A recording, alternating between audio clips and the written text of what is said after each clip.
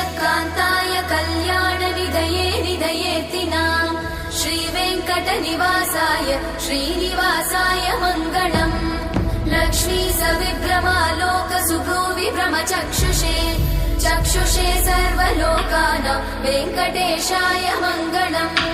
श्रीवेङ्कटाद्रिशृङ्गाग्रमङ्गलाभरणाङ्गये